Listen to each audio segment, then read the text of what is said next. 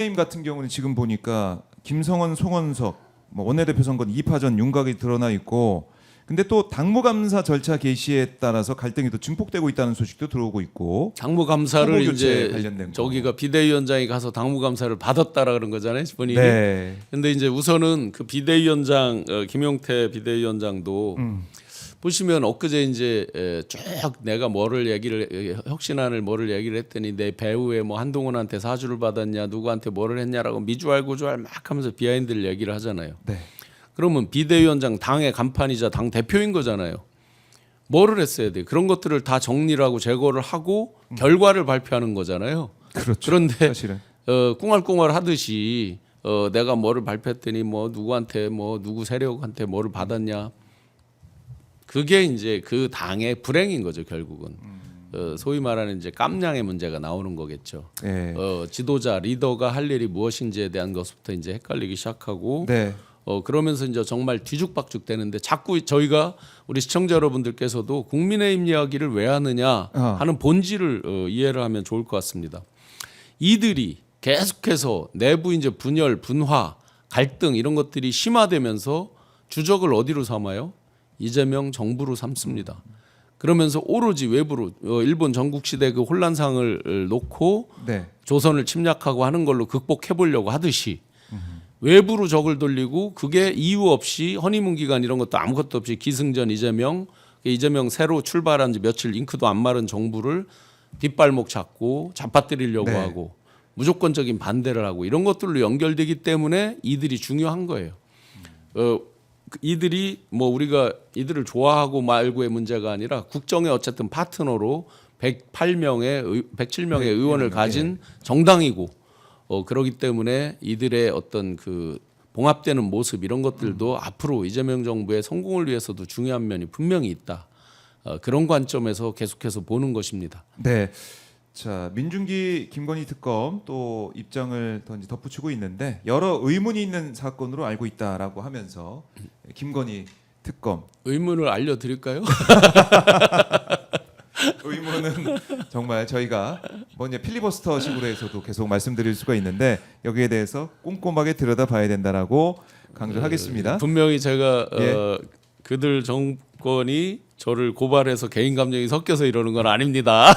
객관적으로 봐야 되고요. 객관적으로. 자, 이준석 이 의원 제명 여기에 대한 청원도 55만 7천 명이 넘었네요. 지금 보니까. 이 부분이 이제 아주 예. 그 재미난 양상이죠. 사실은 이제 이준석 당시 후보 때 불과 며칠 전에 본인 입으로 제명 얘기를 꺼내면서 네. YS 이야기를 하고 노무현 대통령 이야기를 했습니다. 그러면 한 사람이 누구랑 투영되는 이미지를 이렇게 오버래핑을 할 때 저절로 그 사람이 살아온 어떤 인생 스토리와 어떤 서사를 놓고 그렇죠. 그걸 바라보는 국민들이 그게 오버래핑이 돼야 되는 거잖아요. 네. 그런데 이준석이라는 사람을 놓고 YS 또는 노무현 대통령 이런 분들이 저절로 이렇게 오버래핑 되진 않잖아요. 근데 그러니까 견강부회라고 하는 거죠. 갖다 붙일 자리가 아닌데 갖다 붙이면서 자기 방어에 대한 얘기를 하는 것이 네. 사람들의 화를 더 돋구는 거예요. 그러면 이제 TK가 재밌을 것인데 네.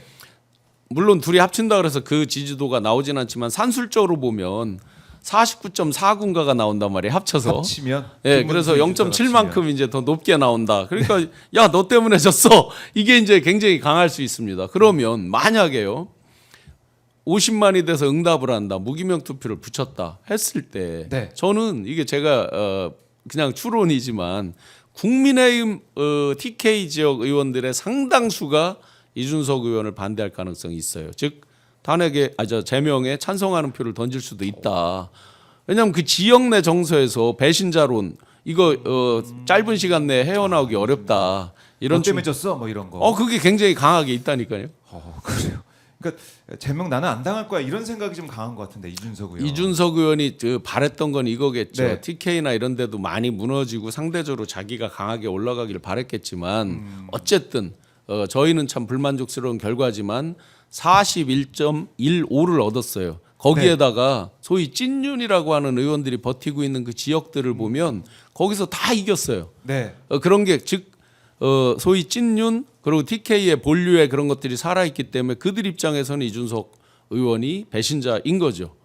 그런 거를 유승민 의원이 10년이 지나도록 전혀 씻지를 못하는 모습들을 봤잖아요, 우리가.